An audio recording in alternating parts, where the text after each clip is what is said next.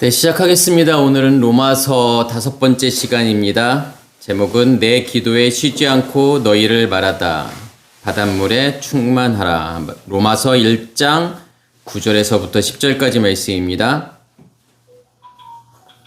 내가 그의 아들의 복음 안에서 내 심령으로 섬기는 하나님이 나의 증인이 되시거니와 항상 내 기도에 쉬지 않고 너희를 말하며 어떻게 하든지 이제 하나님의 뜻 안에서 너희에게로 나아갈 좋은 길 얻기를 구하노라. 아멘.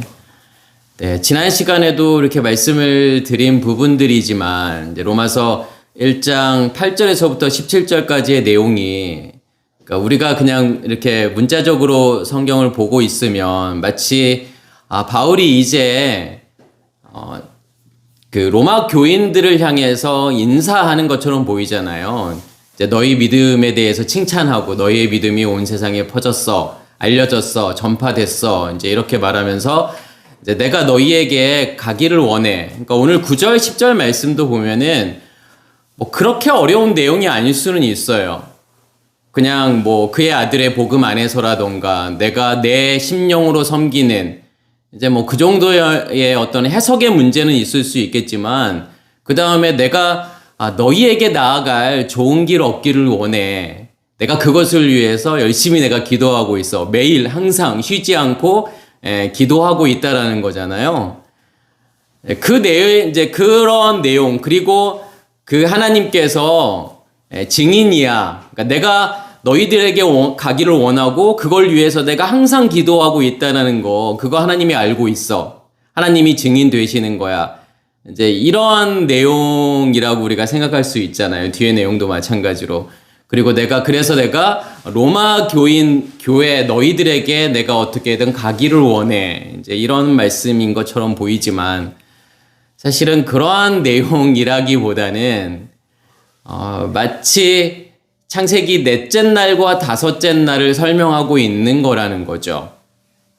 그래서 얼뜻 보기에는 그런 거 아닌 것처럼 보이잖아요. 그래서 제가 로마서라던가 고린도전후서, 갈라디아, 에베소, 빌립보 이런 내용들이 결코 쉽지 않다라고 하는 이유가 그런 거예요. 마치 우리는 로마서나 고린도전후서, 갈라디아, 에베소 이런 걸 읽으면 교회에 관해서 사람들이 어떠한 크리스찬으로서의 어떤 생활에 관해서 설명하는 것처럼 보이지만 그러한 것이 아니라 그냥 복음만을 설명하고 있는 거다. 그러니까 복음만을 설명하고 있다라는 것은 창세기 7날의 창조를 설명하고 있다. 이런 관점으로 본다 그러면 잘 보이지 않잖아요. 그래서 사실은 로마서가 쉽지 않다라고 하는 거예요. 오늘 내용도 마찬가지예요. 되게 간단한 내용일 수 있어요. 그냥 누구나 이해할 수 있는 내용일 수 있어요. 거기에 특별히 어떤 신학적인 내용이라던가 이런 게 나오는 게 아니에요. 그런데 그 내용을 잘 이렇게 들여다보면은 이거 창세기 넷째 날, 다섯째 날 설명하고 있는 거구나. 창세기 2장을 설명하고 있는 거구나. 그런 내용들이 이제 조금씩 보이기 시작한다라는 거예요. 그래서 오늘 제가 드리는 말씀은 그거에 관한 거라는 거죠. 9절, 10절을 설명하면서 왜 이게 창세기 넷째 날, 다섯째 날을 설명하고 있는 걸까라는 부분들. 그러니까 오늘 본문은 크게는 4개의 부분으로 이렇게 나눌 수 있을 것 같아요. 첫 번째는 내가 그의 아들의 복음 안에서 내 심령으로 섬기는 하나님, 이라는 부분.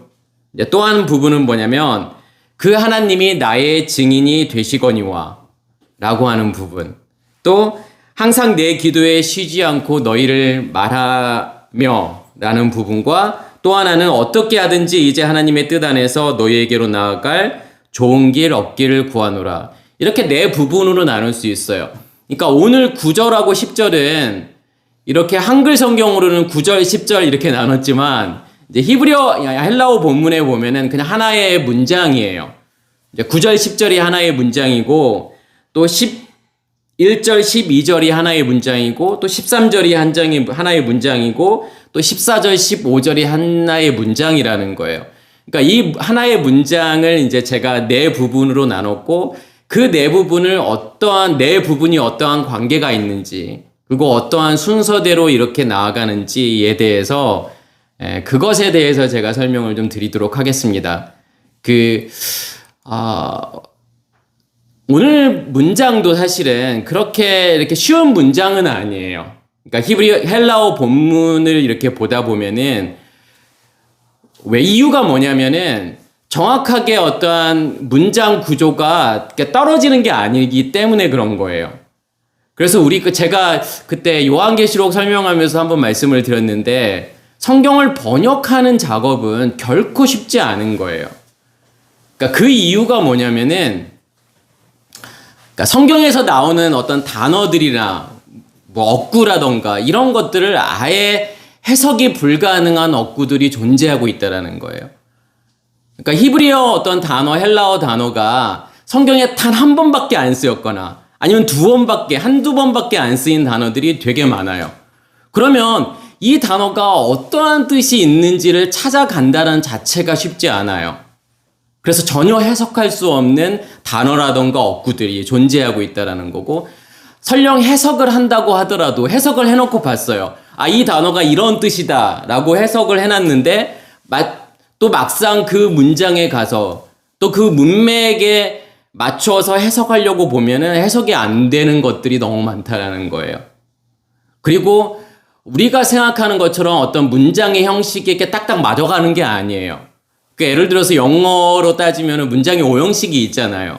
뭐 예를 들어서 주어가 있고 동사가 있고 또 보어가 나오거나 아니면 또 목적어가 나오거나 또 직접 목적어, 뭐 간접 목적어 이렇게 해서 정확한 문장의 어떤 형식이 이렇게 만들어져야만이 우리가 해석하기가 쉽잖아요. 그런데 히브리어 문장도 그렇고 헬라어 문장도 그렇고 그렇게 우리가 생각하는 것처럼 문장 구조가 탁탁 떨어지지 않는다라는 거예요.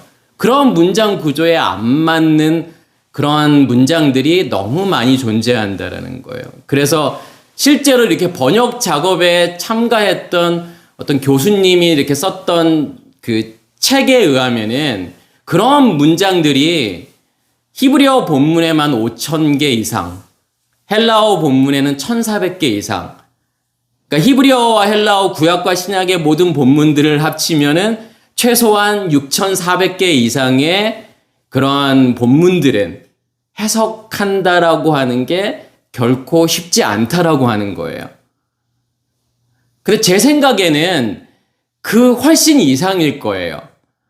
그러면 중요한 건 뭐냐면은 내가 어떠한 관점으로 말씀을 볼 것이냐. 그러니까 그러한 게 없다 그러면, 그러니까 복음을 뭘로 정의를 할 것이냐의 문제예요. 그러한 기준이 없다 그러면 단순히 내가 문장만 가지고서 그 문장을 어떻게 해석하고 어떻게 분석할 것이냐 이것만으로는 성경을 해석한다라고 하는 것이 결코 쉽지 않다라는 거예요. 그래서 헬라어 히브리어를 얼마나 잘 알고 있느냐, 내가 얼마나 이 문장을 잘 분석할 수 있느냐의 문제가 아니라 내가 복음을 무엇으로 이해하고 있느냐의 문제겠죠. 내가 7날의 창조를 어떻게 보고 있느냐. 이게 사실은 가장 중요한 부분이고, 우리가 성경이 해석이 안 되는 이유는 뭐냐면 히브리어를 모르고 헬라어를 몰라서 이 성경이 해석이 안 되는 게 아니라 복음이 무엇인지를 몰라서 그런 거예요. 그러니까 7날의 창조라고 하는 것이 어떠한 의미가 있는지만 명확하게 안다고 하더라도 오늘 본문도 마찬가지예요. 그렇게 우리가 생각하는 것처럼 간단한 문장은 아닐 수 있어요. 왜냐하면 어떤 순서에 정확하게 이렇게 맞는 건 아니잖아요. 그러니까 예를 들어서 내가 너희를 위해서 항상 기도하고 있어. 그러면은 무엇을 위해서 기도하고 있는 거냐면, 그러니까 기도하고 있는 게 먼저잖아요. 무엇을 위해서 기도하고 있는 거냐면 내가 너희에게로 갈 좋은 길이 열리기를 위해서 내가 항상 기도하고 있어. 이제 이렇게 문장이 전개되는 것처럼 보이지만 사실은 그러한 내용이 아니라는 거예요. 그것을 제가 지금 좀 설명을 드릴게요. 그래서 먼저는 중요한 게 뭐냐면 지금 바울이 내가 그의 아들의 복음 안에서 내 심령으로 섬기는 하나님, 왜 굳이 그런 표현을 했을까? 왜 그의 아들의 복음이라고 지금 이야기하고 있고, 내가 내 심령으로라고 지금 번역을 했지만 내 영이라는 뜻이에요. 분유마죠. 히브리어는 이제 루아흐라는 단어인 거고, 내 영 안에서 섬기는 하나님이라고 먼저 시작하는 이유가 뭐냐면, 그러면 그의 아들의 복음이라고 하는 게 뭐죠? 그러니까 복음이라고 하는 것의 핵심은 아들에 관한 거예요. 그래서 로마서 1장 2절, 3절, 4절, 그 다음에 5절, 6절, 7절까지가 다 무엇에 관한 설명인 거냐면 그의 아들에 관한 설명이에요. 그래서 우리가 그의 아들 그러면 뭐라고 생각할 수 있죠? 아, 그 예수 그리스도, 우리를 구원하기 위해서 오신 그 예수 그리스도에 관해서 성경이 지금 말하는 것이구나라고 생각할 수 있지만 그러한 의미라기보다는 어떻게 그 아들이 내 안에서 만들어지는지에 관한 거죠. 그래서 2절, 3절, 4절에서 뭐라고 나오냐면 육체 아래서, 그러니까 다윗의 씨로부터 났다라고 이야기를 하잖아요. 그러면 왜 예수께서 육체로 오셨을까? 육체 아래로 오셨을까? 라는 것을 한번 정도는 생각해 보셔야 되는 거죠. 육체로 왔다라고 하는 게 과연 뭘까? 그냥 우리가 입고 있는 이 생물학적인 육체를 입고 예수께서 오셨다라고 우리는 단순하게 생각할 수 있잖아요. 그러니까 그런 의미가 아니라 제가 지난번에도 설명을 했던 것처럼 육체라고 하는 것은 뭘 의미하는 거냐면 성경에서 말하는 영혼 육이라고 하는 것은 따로따로가 아니라는 거예요. 영이 만들어 놓은 결과물을 혼이라고 이야기하는 거고 혼이 만들어 놓은 결과물을 육체라고 이야기하는 거죠. 그래서 혼은 뭐라고 이야기를 할 수 있는 거냐면 우리 안에 존재하고 있는 의식의 체계, 질서, 시스템, 이거를 우리는 혼이라고 이야기하는 거예요. 다른 말로는 뭐라고 말할 수 있는 거냐면 마음이라고 말할 수 있겠죠. 그러면 우리의 이 혼이라고 하는 우리의 마음은 뭐가 만들었느냐, 이제 이걸 생각해 보셔야 돼요. 그걸 영이라고 이야기하는 거예요. 어떠한 영에 의해서 만들어지는 결과물이냐죠. 그래서 혼을 성경은 또 뭐라고도 설명하는 거냐면 나무라고 이야기하는 거예요. 그러면 나무는 두 종류의 나무밖에 없어요. 선악의 지식의 나무와 생명나무. 그러면 선악의 지식의 나무는 뭐에 의해서 만들어지는 거죠? 악한 영에 의해서. 그러니까 영이라고 해서 무조건 루아흐가 나오고 뿌뉴마가 나온다고 해서 다 성령이다, 그렇게 생각하시면 안 돼요. 악한 영도 뿌뉴마라는 단어를 써요. 루아흐라는 단어를 써요. 그러면 어떠한 영이냐가 중요하겠죠. 악한 영을 성경에서는 또 뭐라고 이야기하는 거냐면 용이라고 이야기하는 거고 사탄이라고 이야기하고 마귀라고 이야기하고 옓뱀으로 이야기하잖아요.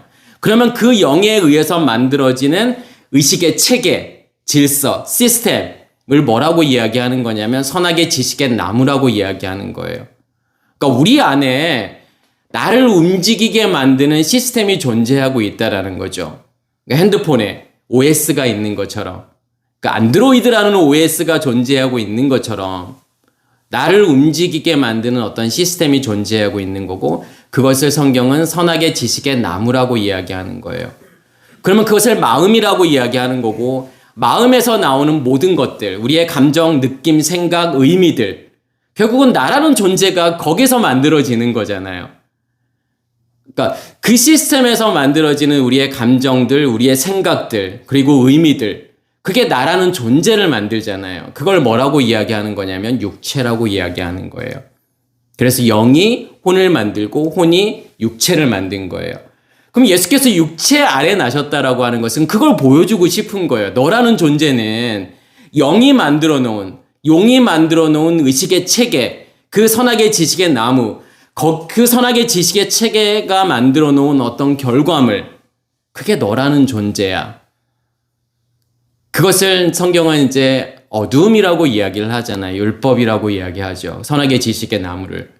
그러니까 너희들 모두는 예외 없이 전부 다 그 어두움 가운데 있는 존재야 라는 것을 보여주기 위해서 육체라는 단어를 쓰는 거예요. 육체 아래에 오셨다라는 거예요. 단순하게 생물학적인 육체를 말하는 게 아니에요. 그래서 예수께서 처녀에게 나셨다라고 하는 것과 같은 의미예요. 그래서 우리는 예수의 동정녀 탄생 그러면 예수께서 남자를 알지 못하는 깨끗한 상태에서 나셨다, 이제 이 정도로만 알고 있잖아요. 처녀는 그러한 의미가 아니라고 제가 지난번에도 말씀을 드렸죠. 처녀라고 하는 것은 누가 처녀죠? 남편이 없는 사람이에요. 아들이 없는 존재가 처녀라고 하는 거죠. 그러니까 남편이 없다라고 하는 것은 결국은 하나님과 나와의 아무런 상관이 없다라는 거예요. 하나님이 나의 남편이 되지 않는 상태. 다시 말해서 육체 아래에 오셨다라는 것과 처녀에게서 나셨다라고 하는 것은 같은 의미라는 거죠. 그래서 마리아가 처녀잖아요. 마리아라는 뜻은 마라, 쓴물이죠. 그래서 우리는 쓴물밖에 낼 수 없는 존재인 거예요. 율법 안에 있는 존재. 너희는 전부 어둠이야. 그리고 율법 안에 있는 존재들이야. 라고 하는 것을 보여주기 위해서 예수께서 육체로 오시는 거고 처녀의 몸에서 나셨다라고 하는 거예요. 그게 시작이라고 하는 거예요. 그러니까 너희들의 시작이라고 하는 것이 그냥 먼지야, 아파르야, 아무 의미 없는 거야. 그냥 죄 아래에 있는 거야. 그러니까 죄 아래에 있다라고 하는 것은 무슨 뜻이냐면 선악의 지식의 체계가 만들어 놓은 모든 결과물을 다 죄라고 이야기하는 거예요. 그래서 우리의 시작이 죄고 모든 사람이 다 죄 가운데 있다라고 하는 건 그런 거죠. 왜요? 우리 안에 그 시스템이 존재하잖아요. 선악의 지식의 나무라는 시스템이 존재하고 그 마음이 존재하고 그러면 그 마음에서 나오는 모든 것은 다 죄라고 이야기하는 거예요. 우리가 아무리 좋게 보이는 거라고 하더라도 다 죄라는 거예요.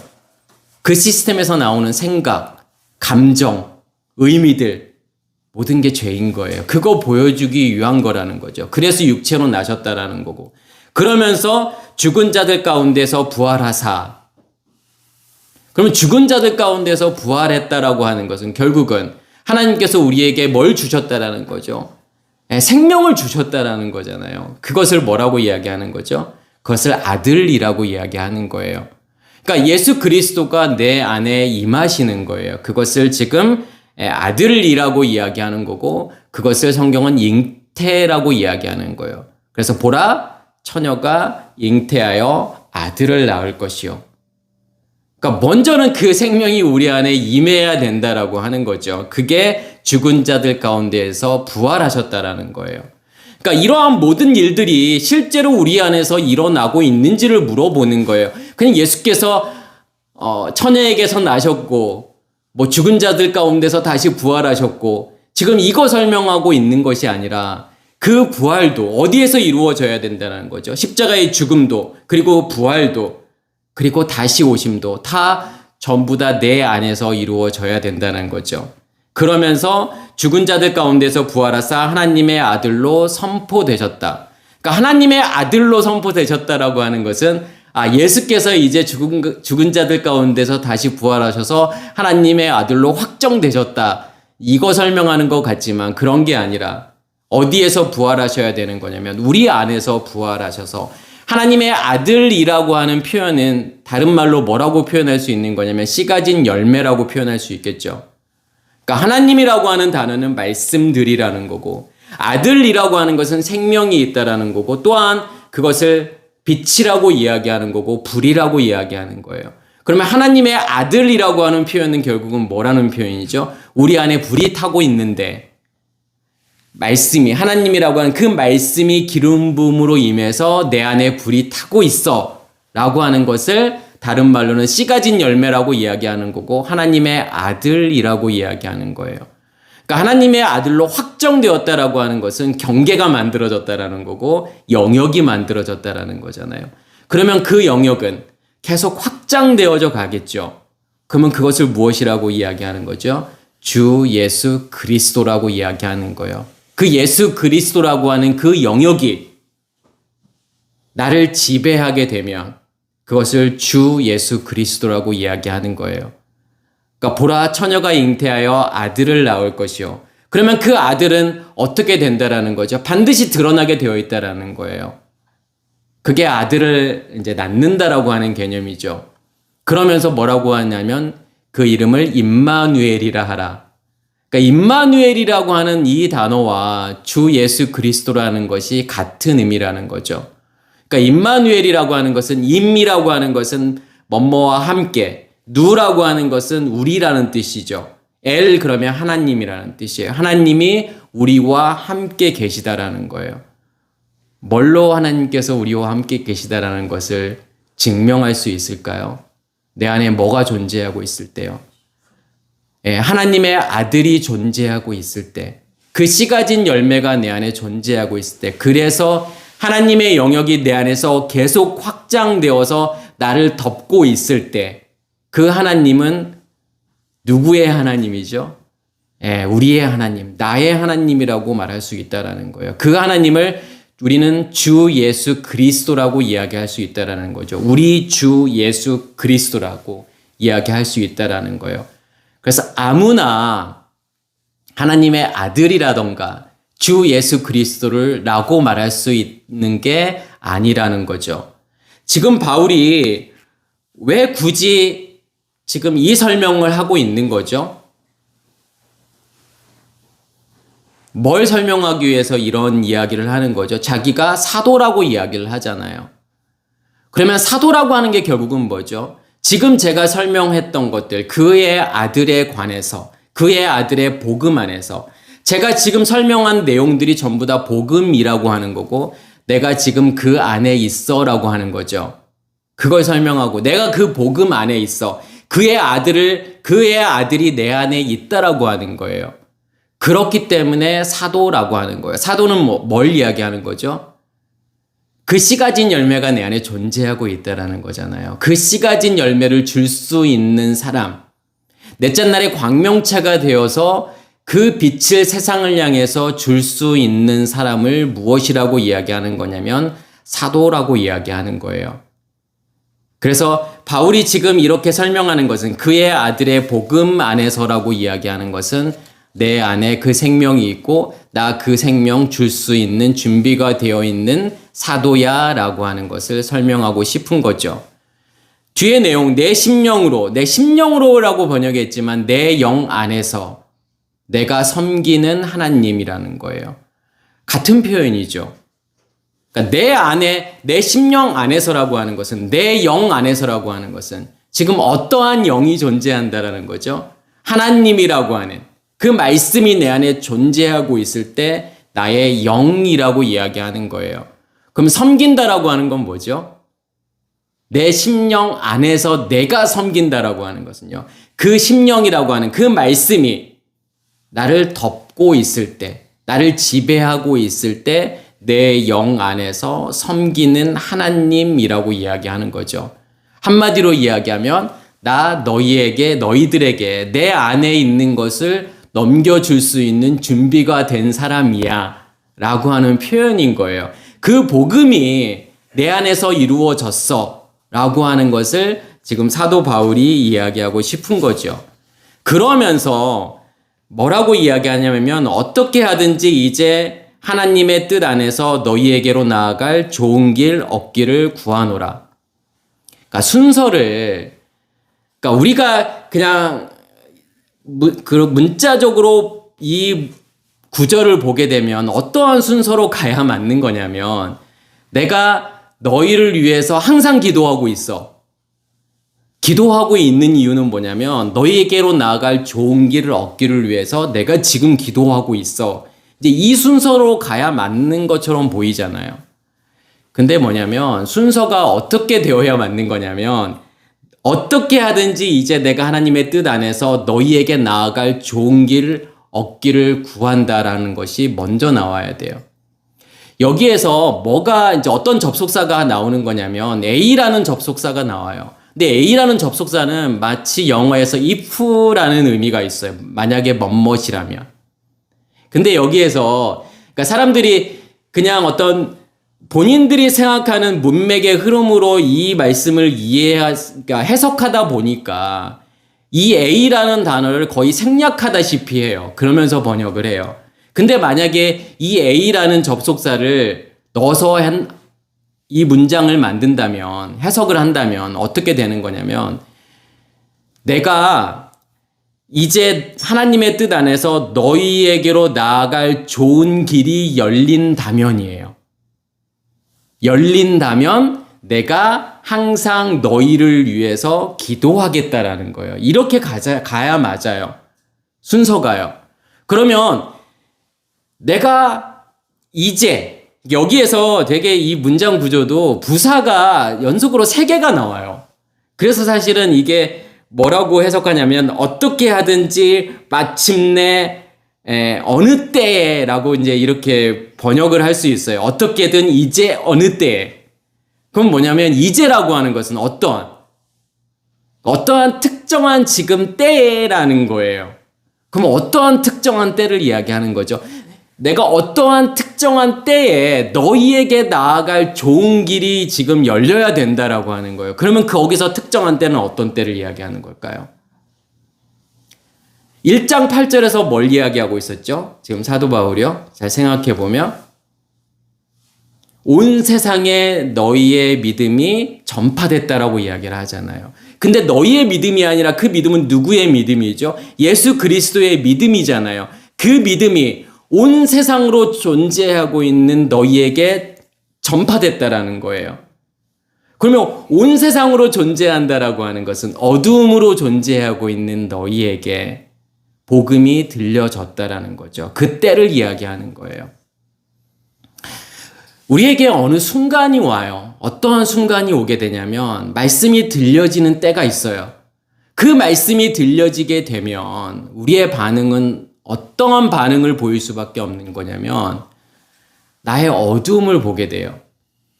내가 뭐였던 상관없죠. 내가 목사였던, 내가 장로였던, 권사였던 그거하고 아무 상관없이 내가 몇십 년을 예수를 믿었던, 몇 대째를 믿었던 그거하고는 아무 상관없이요.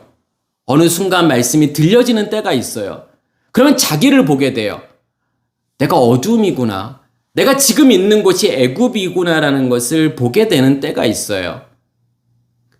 그때가 언제냐면 온 세상으로 존재하고 있는 나에게 하나님의 믿음이, 예수 그리스도의 믿음이 들려지게 되는, 그 말씀이 들려지는 그 때를 이야기하는, 그 특정한 때를 이야기하는 거고, 그것을 성경은 뭐라고 이야기하는 거냐면 베레시트라고 이야기하는 거예요. 그게 시작이라는 거예요. 우리의 의식이 깨어지는, 우리의 너무나도 강력하고 절대로 무너질 것 같지 않은 그 바벨탑으로 존재하고 있는 우리에게 크랙이 가는 때가 온다는 거예요. 그걸 성경은 십자가의 죽음이라고 하는 거죠. 죽음의 시작인 거예요, 그게요.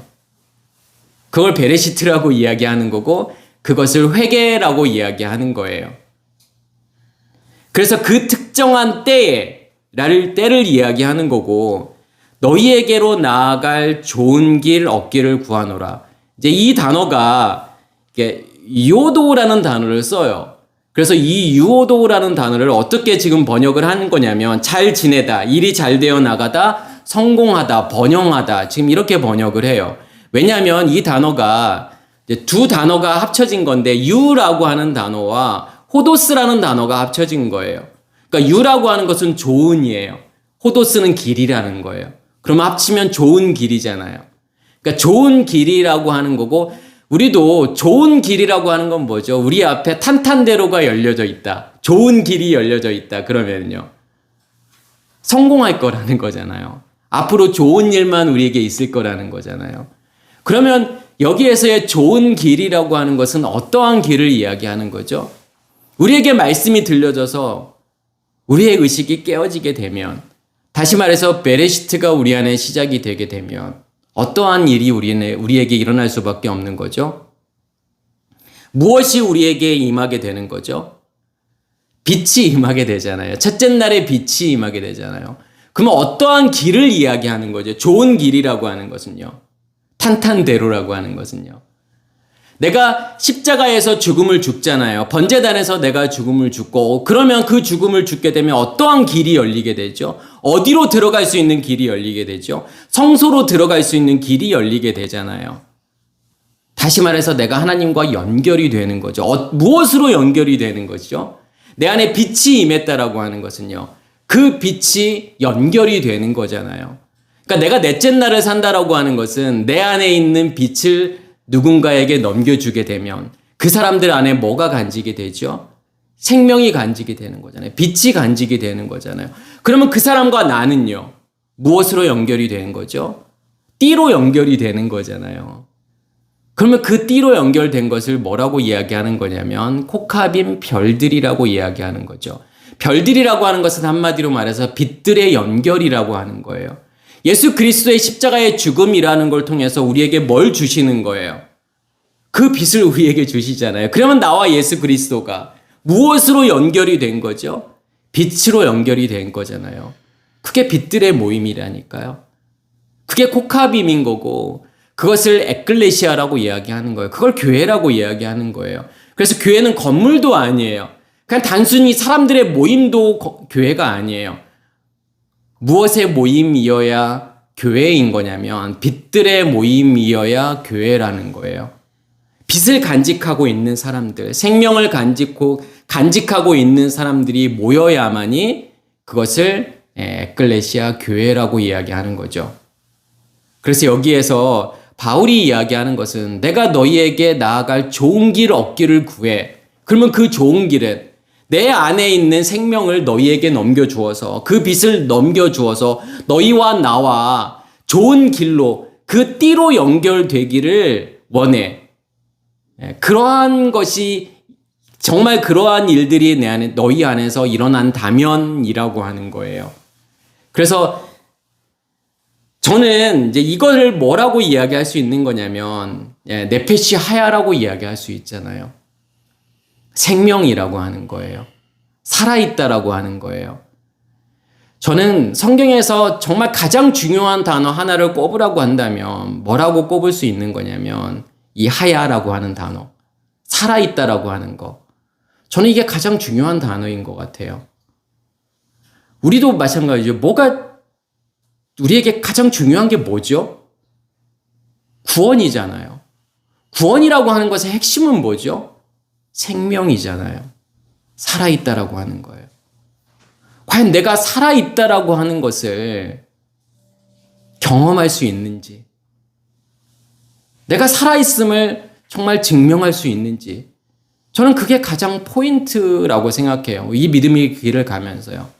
아니, 내 안에 생명이 없다 그러면 아무것도 아닌 거잖아요. 내가 말씀을 다 외우면 뭐 하겠어요? 내가 히브리어 헬라어를 다 알고 있어가지고 말씀을 다 설명할 수 있다고 한들 그게 무슨 의미가 있을까요? 내 안에 생명이 없다면요. 아무것도 아닌 거예요. 중요한 건 뭐냐면 내 안에 그 생명이 있느냐 없느냐가 가장 중요하겠죠. 그 생명이 있다 그러면 나에게 어떠한 힘들고 어려운 상황들이 오더라도 그것을 넉넉하게 이길 수 있는 저는 힘이라고 생각을 해요. 그러니까 저도 그랬으니까요. 저도 제 안에서 이 생명이 경험되었을 때가 제 인생에서 저는 가장 행복한 순간이죠. 그러니까 지금도 마찬가지로 그것 때문에 저는 살고 있다라고 생각을 해요. 그 생명이 내 안에서 발견되어지고 그 생명이 내 안에서 확장되어져 가는, 내가 그것을 인식하고 경험하고 있다라는 거. 사실은 저도 제가 예전에도 한번 말씀을 드렸지만 그때가 제 인생에서 가장 저는 힘들고 어려운 때였어요. 제가 했던 비즈니스가 완전히 망했으니까요. 그러니까 제가 그때 그걸 알겠더라고요. 아, 사람들이 왜 막 사업에 망하고 그러면서 왜 자살까지 막 이렇게 생각하고 그러는지 그 마음을 이해하겠더라고요. 아, 이게 돈 때문에 힘든다라고 하는 거, 경제적으로 힘든다라고 하는 것이 와, 그 정도로 사람을 정말 고통스럽게 만드는 거구나. 그런데 그런 모든 상황들을 넉넉히 이길 수 있는 그 힘이 뭐냐면 그 생명이라는 거더라고요. 그러니까 제 삶을 이렇게 되돌아보면 되게 정말 순탄치 않았던 거, 그러니까 뭐 그렇게 어렵거나 막 그런 거는 아니었어도 막 그렇게 잘 풀려가는 거는 아니었던 것 같아요. 제가 원하는 학교가 있었는데 저는 가지 못했고, 그냥 그래도 제가 이제 뭐 과학이나 뭐 수학 이걸 좀 이제 좋아했으니까 그냥 공대 아무나 그냥 아무데 그냥 공대나 가자 했던 것이 그냥 물질화학공학과였고, 그래서 그냥 군대 제대하고 다시 또 뭘 해야 되나, 이제 그런 상황 속에서 이제 가족들이 미국으로 이민 간다고 하니까 그냥 따라간 거고, 거기서 어떻게 하다 보니까 또 장사를 시작하게 됐고, 또 장사가 조금 되나 싶어서 뭔가 이렇게 확장되고 막 그러나 싶었는데 완전히 망하는 그런 상황들. 근데 그런 상황들에서 저는 정말 기뻤던 게 뭐냐면 내 안에 그 생명이 발견되었을 때, 내 안에 하나님이 존재한다라고 하는 그 기쁨. 그 빛이 내 안에 존재하고 있고 그 불이 내 안에 타고 있다라고 하는 그 경험. 그게 모든 것을 다 이길 수 있는 저는 원동력이라고 생각해요. 그러니까 많은 사람들이 그러잖아요. 어떤 실패 가운데 있다고 생각할 수 있잖아요. 내가 원하는 학교를 가지도 못했고 내가 원하는 직장을 못 갈 수도 있고 또 때로는 어떤 아픔들 또 질병 때문에 고통을 당하는 어떤 상황들이 있을 수 있잖아요. 아니면 경제적으로 너무 힘들 수도 있고요. 사업이 완전히 망할 수도 있고요.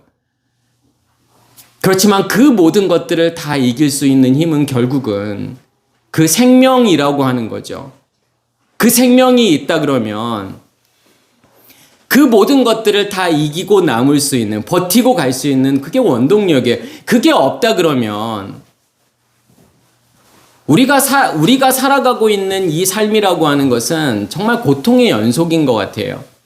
그래서 성경에서 가장 중요한 단어는 뭐냐면 내가 살아있다라고 하는 거죠. 그리고 정말 이 믿음의 길을 가면서 내가 살아있음을 무엇으로 확증할 수 있을 것인지.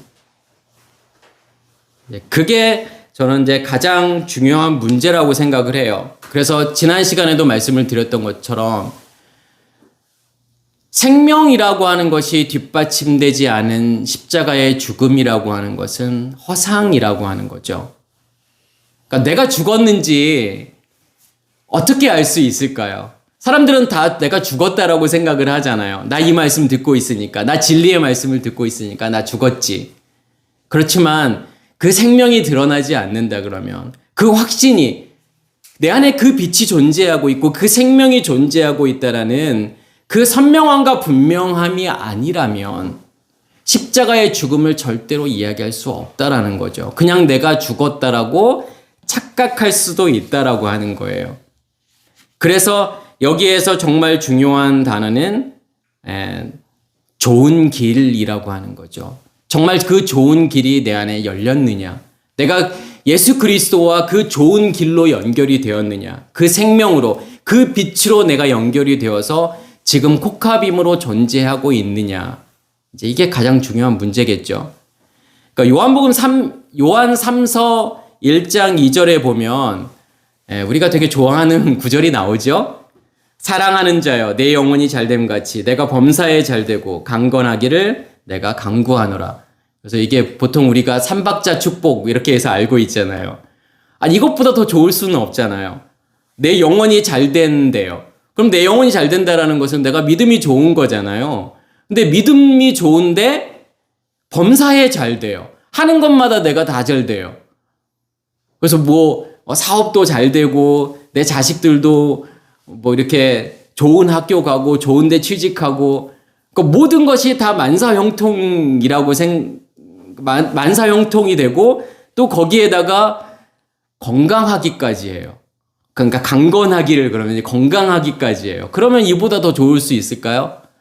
이거는 예수 믿는 사람들뿐만 아니라 모든 사람들이 원하는 거잖아요. 만사형통하기를 원하잖아요. 내 삶 가운데에서 좋은 일만 있기를 원하잖아요. 다 잘 풀려나가기를 원하고 건강하기까지를 원해요. 거기에다 믿음까지 좋으면 이것보다 더 좋은 게 어디 있겠어요. 그런데 문제는 성경 말씀은 그걸 말하고 있는 게 아니라는 거예요. 뭐가 만사형통이죠? 뭐가 잘 되는 거죠? 여기에서 내가 범사에 잘 되고 라는 것이 똑같은 단어예요. 이오도라는 거예요. 좋은 길이라는 뜻이에요. 그러니까 범사에 잘 되고라고 이렇게 번역을 한 거예요. 좋은 길이라는 거죠. 그러니까 우리가 이 세상을 살면서 내가 뜻하고 내가 원하고 바라는 것들이 잘 풀려나가는 거, 지금 그거 말하는 게 아니라 과연 너희가 그리스도와 지금 연결이 되어 있어? 그래서 그 생명을 너희 안에 간직하고 있어? 그 빛이 너희 안에 존재하고 있어? 그러면 그게 뭐라는 거예요? 그게 범사에 잘 되고라는 거예요. 그게 유오도라는 거예요. 지금 그거 이야기하고 있는 거죠. 지금 요한 3서 1장 2절에 누가 이야기하고 있는 거예요? 요한이 이야기하고 있는 거잖아요. 1절에서 뭐라고 이야기하죠? 장로인 나는 이라고 하잖아요. 여기에서의 장로라고 하는 것은, 자켄이라고 하는 것은 뭐냐면 나이 많은 사람을 이야기하는 거예요. 늙었다라는 거예요. 그러니까 늙었다라고 하는 것은 무슨 뜻이냐면 단순히 나이가 많은 사람을 늙었다라고 말하는 게 아니라 장성한 자들을 지금 자켄이라고 이야기하는 거예요. 그래서 나이 많은 사람들이 장로가 아니라 내가 영적으로 자라난 사람들. 이제 그것을 지금 요한이 자기를 뭐라고 이야기하는 거냐면 장로라고 이야기하는 거죠. 왜 요한이 장로라고 이야기하는 거죠? 그렇게 말할 수 있는 것은 내 안에 있는 그 좋은 것을 나는 너희들에게 줄 수 있는 사람이야. 그래서 내가 장로야라고 하는 거예요. 그러니까 요한이라고 하는 단어의 의미도 같은 거죠. 요한이라고 하는 단어는 여호와 하나니라는 거예요. 여호와라는 거. 그러니까 여호와 하나니라고 하는 것은 은혜를 베풀다, 주다라는 뜻이에요. 뭘 주는 거죠? 여호와를 줄 수 있는 거예요. 그러니까 여호와라고 하는 것은요. 그가 존재한다라는 거잖아요. 뭘로 존재하고 있을 때요? 빛으로 존재하고 있을 때요. 그걸 여호와라고 이야기하는 거예요. 그러면 내 안에 있는 빛을 너희에게 넘겨줄 수 있는 자, 그것을 요한이라고 이야기하는 거고 그것을 자켄 장로라고 이야기하는 거예요. 그러면 지금 요한이 이야기하고 있는 게 뭐죠? 나는 내 안에 있는 것을 너희에게 넘겨주어서 너희와 나 사이에 그 좋은 길이 열리기를 원해. 그 좋은 길이 열렸다면, 그렇게 빛으로 같이 그 띠로 연결이 되었다면 너희가 지금 잘 되어 있는 상태야 라고 하는 거예요. 그냥 만사 형통을 말하는 게 아니에요. 그게 좋은 길인가요? 우리가 잘 되는 게 좋은 건가요?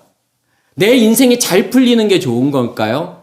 다른 사람들이 원하는 거, 다른 사람들이 갖고 싶은 것 다 가지는 거, 내가 원하는 학교에 들어가고 내가 원하는 직장에 들어가고 내 자식들이 잘 되고 하는 모든 것들, 내 사업이 잘 풀리고 하는 것들이 좋은 건가요?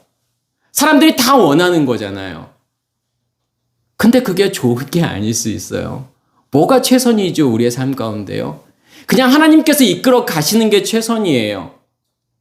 때로는 사업이 망할 수도 있고요. 때로는 직장을 잃을 수도 있고요. 때로는 내가 원하는 학교에 못 들어갈 수도 있어요. 그렇지만 100% 하나님께서 이끌어 가시는 나에게 있어서의 최선이라고 하는 거예요. 뭐가 우리에게 좋은지는 아무도 몰라요. 내가 바라고 원하는 것이 좋은 게 아니에요. 하나님께서 원하시는 그 좋은 것은 뭐냐면 우리 안에 그 생명을 주시는 거예요. 우리가 빛들로 존재하는 거예요. 광명체들로 존재하는 거. 그게 하나님께서 원하시는 거고 여기에서 말하는 범사에 잘 되는 거라는 거예요. 그리고 강건하기를이라고 지금 이야기를 하잖아요. 강건하다라고 하는 것은 휴기아노라는 단어를 써요. 이게 건강하다, 강건하다라는 뜻이에요. 단순히 육체적인 건강을 말하는 게 아니에요. 그래서 이 단어가 아욱사노라는 단어에서 온 건데 이 아욱사노라는 단어는 자라다, 증가하다, 더하다라는 거죠. 그러면요. 내 안에 있는 빛이 내 안에서 계속 확장되어져 가서 나를 덮어버리는 거잖아요. 내 안에 있는 생명이 내 안에서 자라게 되는 거잖아요.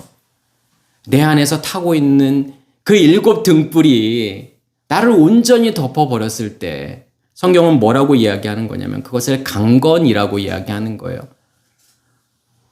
건강을 이야기하는 게 안 아픈 걸 이야기하는 거가 아니에요. 내가 암도 안 걸리고 어떤 병도 안 걸리고 건강하게 죽을 때까지 잘 사는 거, 그거 하나님께서 원하시는 게 아니라는 거죠. 그건 내가 원하는 거죠. 그냥 우리 모두가 원하는 거예요. 그냥 선악의 지식의 체계를 가지고 있는 모든 사람들이 원하는 거예요. 만사형통하고 건강하기를 원하는 거지만 하나님은요. 그냥 하나님께서 나를 이끌어 가시는 방법이 최선이에요. 가장 나에게 좋은 방법이고 좋은 길이라는 거예요. 하나님은 그것을 주시기를 원하세요. 나에게 자신의 생명을 주시기를 원하시고 그 생명이 내 안에서 계속 확장되어져 가기를 원하세요. 그래서 씨가 내 안에 심겨지면 그 씨는 반드시 그 생명이 있다면 반드시 드러나게 되어 있다는 거죠. 그걸 싹이라고 이야기해요. 그리고 싹이 나게 되면 자라게 되어 있어요. 그게 채소인 거고 더 자라게 되면 그걸 나무라고 이야기하는 거예요. 엣지라는 나무는 단단하다라는 뜻이에요. 그만큼 우리 안에 생명이 단단하게 되는 거예요. 그걸 믿음이라고 이야기를 하잖아요. 지금 요한이 바라는 것은 그거예요. 그걸 사랑하는 자들이라고 이야기하는 거예요. 그게 너희 안에서 이루어지고 있어. 그러면 너희는 나의 사랑하는 자들이야 라고 이야기하는 거예요. 그걸 또 뭐라고 이야기하는 거죠? 내 영혼이 잘됨 같이. 그것이 영혼이 잘 된다라는 거예요. 지금 영혼이라고 번역을 했지만 이게 푸시케라는 단어죠. 혼이라고 하는 단어예요. 그러니까 성경에서 이렇게 뭐 푸시케라는 단어, 그러니까 네페시라는 단어를 이제 여러 가지로 번역을 해요. 보통 혼이라고 번역하지는 않고 영혼이라고 번역을 한다던가, 뭐 목숨이라고 번역을 한다던가, 생명이라고 번역을 해요. 그래서 여러 가지로 이렇게 혼용해서 쓰기 때문에 사실은 정확한 의미를 파악하기는 쉽지 않을 수 있어요. 그렇지만 지금 내 혼이 잘 되기를 원한다라는 거예요. 그러면 혼이 잘 된다는 건 뭐죠? 생명, 여기에서의 혼은 어떠한 혼을 이야기하는 거예요? 생명나무를 이야기하는 거잖아요. 생명나무가 내 안에서 자라나는 것을 원하는 거죠. 그래서 이거는 우리가 그냥 알고 있는 삼박자 축복, 예수 믿으면 만사 형통되고 건강하게 되고 내 영혼까지 잘 돼서 내가 천국 가, 그거 말하고 싶은 것이 아니라 하나님의 생명이 내 안에 존재하고 있다면 그 생명이 내 안에서 확장되어져서 그것이 나를 온전히 지배하고 다스리는 그 상태, 그게 내가 너희에게 주기를, 정말 사랑하는 너희에게 주기를 원하는 거야 라고 하는 것을 말하고 싶은 거예요. 그러면서 지금 항상 내 기도에 쉬지 않고 너희를 말하며, 그래, 이제 여기에서 이제 중요한 포인트가 뭐냐면 과연 기도라고 하는 단어예요. 기도를 뭘로 우리가 볼 거냐죠. 그러니까 마치 이제 내가 로마 교인들을 향해서 내가 너희에게 어떻게든 방문해서 너희에게 나아갈 수 있는 좋은 길을 얻기 위해서 내가 오늘 또 쉬지 않고 항상 너희에게 기도하고 있어. 어떤 과정법도 아니에요. 그러니까 매일, 그러니까 항상 끊임없이 쉬지 않고 기도하고 있다라는 그 기도는 뭘죠? 어떤 기도를 지금 이야기하고 있는 거죠? 기도가 뭐예요, 성경에서요? 하나님의 일하심이 기도예요. 그래서 우리가 기도라는 단어가 프로시코마이라는 단어를 쓰잖아요. 그럼 프로시코마이라고 하는 것은 프로스 멋뭇을 향하여, 유코마이 원하고 바라는 거예요. 그럼 사람들은 뭐라고 생각을 하죠? 내가 하나님을 향해서 내가 원하고 바라는 것을 요구하는 거라고 생각을 하잖아요. 그걸 기도라고 생각해요. 그러니까 누구나 다 그렇게 생각을 해요. 모든 종교에 있는 사람들 다 그렇게 생각을 하잖아요. 다 신께 기도하죠. 그러면 성경은 그런 게 아니라 누가 누구를 향해서 기도하는 거죠? 하나님이 우리를 향해서 기도하는 것을 프로시코마이라고 이야기하는 거예요. 뭘 원하는 거죠? 하나님의 원하심이에요.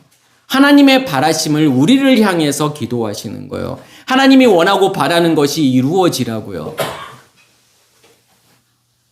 그러면 기도는 누가 누구에게 하는 거라고 말할 수 있는 거냐면 하나님이 우리에게 하는 거라고 말할 수 있어요. 이해하기가 쉽지 않아요. 왜요? 상식적이지 않으니까요. 우리의 상식은 내가 신을 향해서 기도해야 상식인데 하나님, 신이 나를 향해서 기도한다? 이 자체가 사실은 이해하기가 쉽지 않아요. 그래서 복음이 어려운 이유는 그거 하나예요. 상식적이지 않다는 거.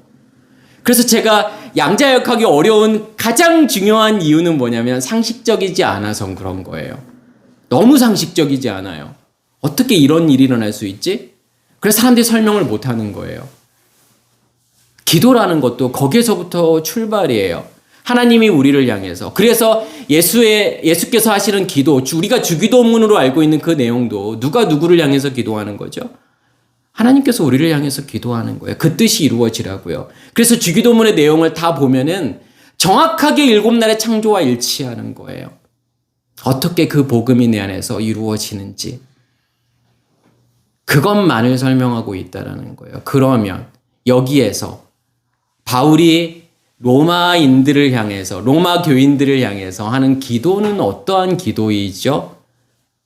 그래서 앞에 제가 순서를 먼저는 좋은 길이 열려야 된다라고 먼저 말씀을 드린 거예요. 그 좋은 길이 열린다면 내가 그들을 향해서 기도하겠다라고 하는 거예요.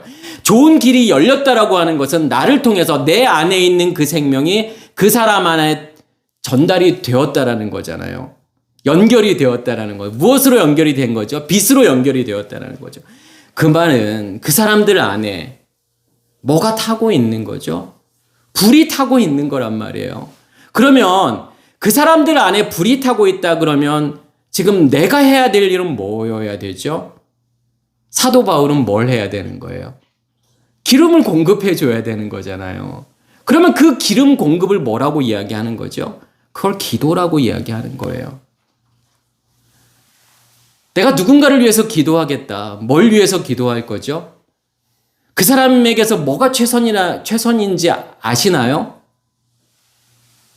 그 사람에게 있어서 건강한 게 그 사람에게 최선일까요? 아니면 하는 일이 잘 되는 게 최선일까요? 사업 잘 되는 게 최선일까요? 뭘 위해 기도해야 되죠? 그러니까 많은 분들이 저한테 질문하는 내용들이 뭐냐면, 그래, 그럼 기도를 어떻게 해야 됩니까? 그럼 내가 지금까지 했던 기도는 멈춰야 됩니까? 하지 말아야 됩니까? 라고 질문을 해요. 저는 뭐라고 대답을 하냐면, 그냥 하세요. 그냥 원래 하던 기도 하세요. 복음은요, 적용이 아니에요. 내가 기도라고 하는 것을 이렇게 이해했기 때문에, 그거 내가 실천해야지. 그럼 나는 이렇게 기도해야 되지.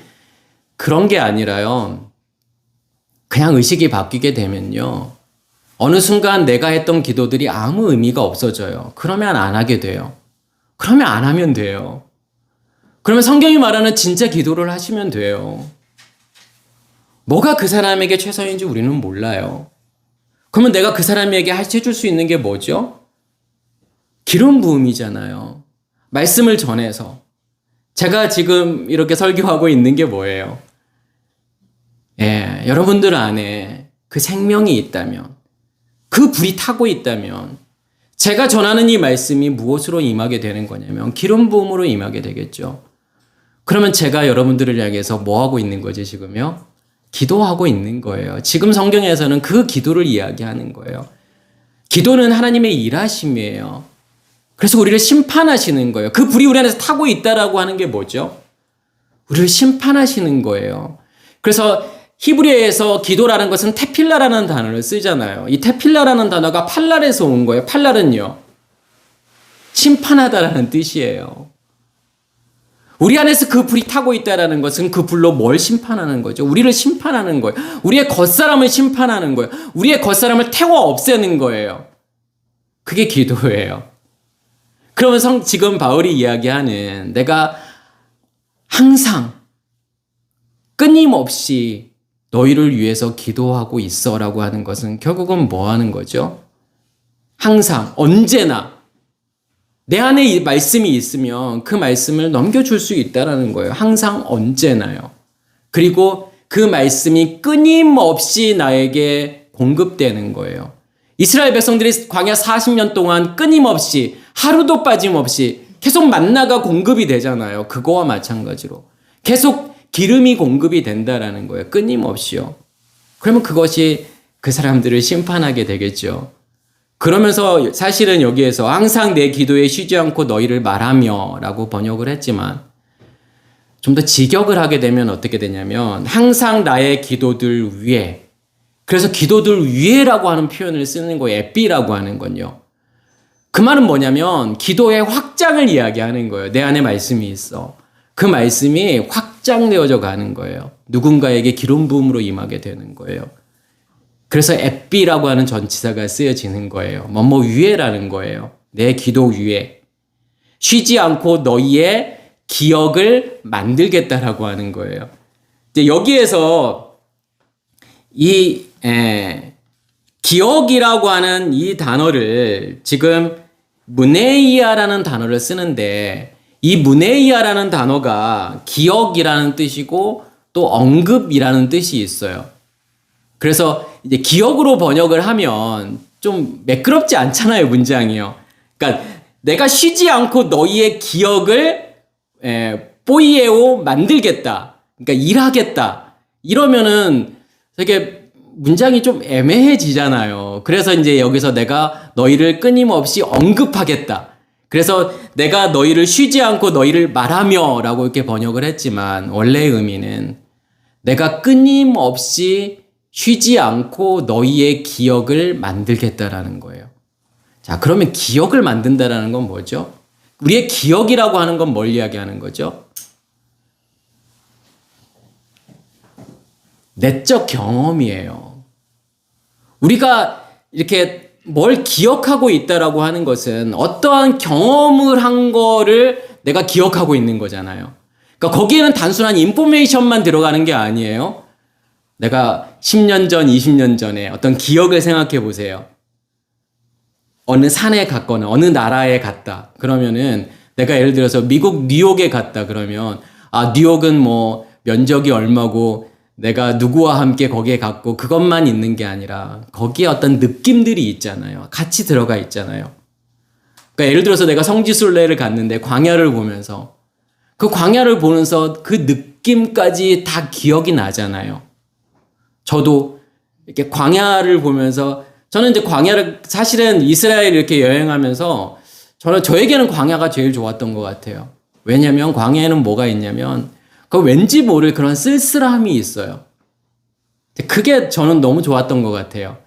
그래서 나중에 진짜 그 성지순례나 이게 이스라엘 가실 일이 있으면 광야는 꼭 가세요.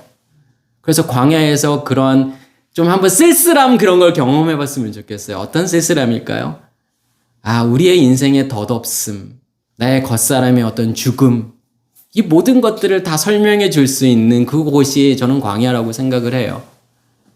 그러니까 그런 모든 인포메이션, 내가 내적으로 경험한 모든 것들이 사실은 기억이라고 하는 거죠. 그래서 기억이 없으면 아무것도 우리는 생각조차도 할 수가 없어요. 그러니까 어떠한 기억이 바탕이 되기 때문에 그 기억으로 인해서 내가 어떤 생각도 하는 거잖아요. 그래서 어떠한 과학자들은 기억 자체를 의식이라고 이야기하는 거예요. 기억이 없으면 의식이 없는 거예요. 내가 1초 전에 기억이 없다? 그럼 나는 의식이 없는 거와 똑같은 거예요. 그냥 식물 인간하고 똑같은 거예요. 5초 전에, 10초 전에, 1시간 전에, 1년 전에, 10년 전에 모든 기억들이 있잖아요. 그 기억들이 결국은 뭘 만드는 거죠? 나라는 존재를 만드는 거예요. 기억이 없으면 나라는 존재도 없어요. 내가 1초 전에 기억이 없다. 1초 전 그 이상의 모든 기억들이 나에게 없다고 생각해 보세요. 나라는 존재가 있을 수 있나요? 없죠. 내 기억이 있다라고 하는 것은 나의 존재가 있다라는 거고. 그럼 여기서 이 기억은 뭘 이야기하는 거죠? 누구를 경험하는 거죠? 하나님을 경험하는 것이 계속 끊임없이 나를 만든다라고 하는 거예요. 그게 기억이에요. 무엇을 통해서요? 지금 바울이 전해주는 그 말씀이 기름 부음으로 임해서 그게 기도잖아요. 내 안에 불이 꺼지지 않고 타고 있다라고 하는 거. 그걸 통해서 누구를 계속 경험해 가는 거죠. 하나님이라는 존재를 계속해서 경험해 가는 거예요. 우리의 의식이 계속 바뀌는 거잖아요. 그것을 지금 우리 안에 기억을 계속 바울이 만들고 있다라고 이야기하는 거죠. 이제 이거를 뭐라고 말할 수 있는 거냐면 하나님께서 다섯째 날에 짐승을 만들면서 바닷물에 충만하라고 이야기하는 거예요. 그 바닷물은 어떤 물이죠? 밖에서 들려지는 말씀이잖아요. 그 말씀으로 먼저는 충만해야 되는 거예요. 그 말씀이 기름 부음으로 임해서 내 안에 불이 꺼지지 않고 계속 타올라야 되는 거고 그걸로 하나님을 경험하는 거고 그 내적 경험이 내 안에서 계속 쌓여 나가면 나갈수록 뭘 만드는 거죠? 나의 의식을 바꾸는 거란 말이에요. 그게요. 그게 하나님과 연합되어 가는 거예요. 그게 다섯째 날의 짐승이에요. 이제 우리가 지금 제가 참고로 이야기하면 다섯째 날의 짐승과 여섯째 날의 짐승이 나오잖아요. 그리고 요한계시록 13장에 보면 거기에서도 바닷짐승과 땅의 짐승이 나오죠. 그게 같은 게 아니라는 거예요. 지금 창세기에서 나오는 다섯째 날의 짐승과 여섯째 날의 짐승은 생명을 간직한 상태예요. 그 생명이 자라고 있음을 바닷짐승과 땅의 짐승으로 표현하고 있는 것뿐이에요. 계시록 13장에 나오는 바닷짐승과 땅의 짐승은 용이 만들어 놓은 결과물이에요. 그러니까 살아있다라고 하는 것을 두 가지로 생각해 보셔야 돼요. 진짜 하나님의 생명이 내 안에서 내가 살아있는 건지, 아니면 용이 만들어 놓은 것으로 내가 살아있다라고 착각하고 있는 건지에 대한 것은 조금 구별할 필요가 있는 거예요. 그래서 예수께서 떡과 포도주를 주면서 너희가 이것으로 나를 기념해 라고 이야기하잖아요. 기억해 그런단 말이에요. 그러니까 사람들은 진짜 기억해 버려요. 기념해 버려요. 그래서 결혼기념일 지키듯이 1년에 뭐 3번, 4번 성찬식을 하잖아요. 그게 기념하는 건가요? 그게 기억하는 건가요? 그거 말하는 게 아니에요. 떡과 포도주라고 하는 그 말씀으로 기억을 만들라라고 하는 거예요. 누구를 경험하라고 하는 거냐면 하나님을 경험하라고 하는 거예요. 그러면 그 하나님의 경험이 내 안에서 계속 쌓여가면 쌓여갈수록 누가 나를 지배하게 되는 거죠? 하나님이 나를 지배하게 되잖아요. 나의 의식이 하나님의 의식으로 바뀌는 거잖아요. 나의 머리가 하나님의 머리로 바뀌게 되는 거잖아요. 그걸 기억한다라고 하는 거예요. 우리의 뇌로 기억하라는 게 아니에요. 그리스도의 머리 되심으로 기억하는 거예요. 아니, 떡과 포도주 그 기억해서 내가 1년에 3번, 4번 하면 뭐예요? 성찬식 하면 뭐예요? 성찬식 매주 하면 뭐예요? 아니, 매일 하면 뭐겠어요? 나하고 아무 상관이 없잖아요. 그것이 정말 나의 기억을 만들고 있느냐? 그러니까 바울이 원하는 것은 내가 너희에게 그 기름 부음을 너희에게 계속 주어서 너희의 기억을 내가 계속 만들기를 원해 라고 하는 거예요. 그래서 그것을 내가 강구한다라고 이야기를 하는 거예요, 바울이요. 이게 강구한다라고 하는 단어가 데오마이라는 단어를 쓰잖아요. 이 데오마이라는 단어는 네오에서 온 거죠. 데오라고 하는 것은요, 같이 묵다라는 거예요. 동이다, 묶이다, 매이다라는 거예요. 그러면 뭘 원하는 거죠? 내가 너를 위해서 강구해라고 하는 것은요, 그렇게 묶여지기를 원해. 하나님과 너희가 그렇게 온전히 묶여지는, 내가 하나님과 묶여지고 있다는 것을 무엇으로 증명할 수 있는 거죠? 우리의 의식의 변화로요. 내 기억이 계속 바뀌고 있는 거예요. 하나님의 것으로요. 나의 모든 것이요. 영적 세포 하나하나가요. 전부 죽어있던 영적 세포 하나가 다 하나님을 경험해야 되는 거예요. 이건 이론이 저는 아니라고 생각을 해요. 실제예요. 실제로 그 빛으로 임해서 내 안에 계시는, 그 불로 내 안에서 임하시는 그 하나님을 내 모든 것으로 경험하지 못한다면 어떻게 하나님을 확증할 수 있죠? 내가 하나님과 연합되었다, 내 안에 생명이 있다, 내가 죽었다, 무엇으로 확정할 수 있어요? 하나님은 우리에게 그 모든 것으로 하나님을 확증하라고 이야기하는 거예요. 그래서 나의 증인이 되시거니와 라고 이렇게 말하는 거예요. 누가요? 하나님이요. 하나님의 일이 내 안에서 실제로 그렇게 일어나고 있다면, 그 복음의 일들이 내 안에서 일어나고 있다면, 내 안에 하나님의 것으로 충만해서 그것을 누군가에게 넘겨줄 수 있고, 그 생명을 넘겨줄 수 있고, 그 불을 넘겨줄 수 있고, 내가 말씀을 계속 공급해서, 기름 부음을 계속 공급해서 그 사람들 안에 그 불이 계속 타고 있다면 그것으로 뭘 증명하는 거죠? 뭘 증거하는 거죠?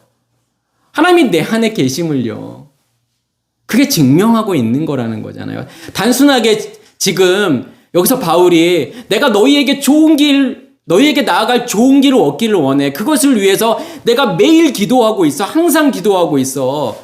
하나님이 증인이 되시잖아. 나 거짓말 하는 거 아니야. 진짜 기도하고 있어. 하나님이 증거가 되시잖아. 지금 그거 설명하고 있는 게 아니라 바울을 통해서 그 생명의 역사가 우리 안에서 실제로 일어나고 있다면 누가 계시다는 증거죠? 하나님이 계시다는 증거잖아요. 누가 자신을 증거하는 거냐면 하나님 스스로가 자신을 증거하는 거라는 거예요. 마태복음 8장에 보면 예수께서 이르시되 8장 4절에 보면 삼가 아무에게도 이르지 말고 제사장에게 내 몸을 보이고 모세가 명한 예물을 드려 그들에게 입증하라 하시니라. 여기에서도 입증하라고 하는 거예요. 증거하라는 거예요. 증인이 되라는 거예요. 지금 나병 환자가 고침을 받게 되잖아요.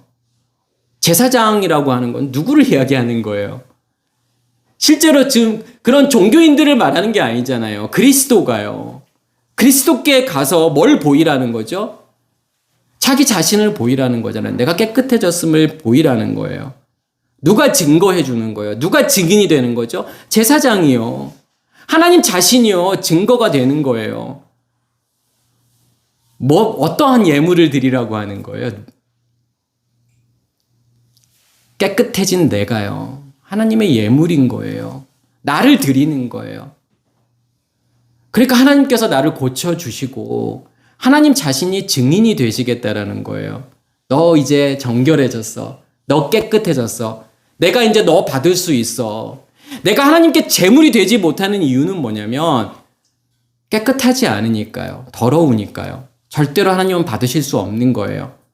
누가 고치시죠? 누가 정결하게 만드시는 거냐면 하나님이 우리를 정결하게 만드셔서 나병 환자인 우리, 부정한 우리를 하나님께서 깨끗하게 만드셔서 우리를 정결한 예물로 만드시는 거예요. 하나님이 받으실 수 있을. 그래서 그것을 입증하라고 하는 거죠. 증거하라고 하는 거예요. 오직 성령이 너희에게 임하시면 너희가 권능을 받고 예루살렘과 온 유대와 사마리아와 땅끝까지 이르러 내 증인이 되라 하시니라. 열심히 나가서 복음 전해서 그 증인이 되라고 하는 것이 아니라 먼저는요. 그 증거가 내 안에 있는지를 보셔야 되잖아요. 그 복음이 내 안에 있다라고 하는, 그 생명이 내 안에 있다라는 것을 뭘로 증명할 수 있을까요? 성령이 임하시게 되면 하나님의 영역이 만들어지죠. 그것을 우리는 샤마임, 하늘이라고 이야기하는 거고, 그것을 예루샬라임, 예루살렘이라고 이야기하는 거예요. 그러면 그 하늘이 내 안에서 계속 확장되어져 가서 뭘 만드는 거냐면 온 유대를 만드는 거고 사마리아와 땅끝을 만든다라는 거예요. 결국은 땅끝이라고 하는 것은 우리의 겉사람의 죽음, 완전한 죽음이잖아요. 끝이라고 하는 것은 에코, 소유라는 뜻이에요. 내가 하나님의 온전한 소유가 되는 것. 그것으로 하나님이 내 안에 존재하고 있음을 증명하라는 거고 그것으로 확증하라고 하는 거예요. 이 말씀을 들으시는 모든 분들이 결국 원하는 것은 그거 아닌가요? 내 안에 하나님을 확증하기를 원하시는 거잖아요. 그래서 이 말씀을 듣고 있는 거고 그래서 이 믿음의 길을 내가 가고 있는 거잖아요. 과연 확증할 수 있느냐의 문제겠죠. 무엇으로 확증할 수 있느냐. 그 생명이 내 안에 있음을요. 하나님이 주신 모든 것으로 확증하시기를 간절히 소원합니다. 네, 마치겠습니다.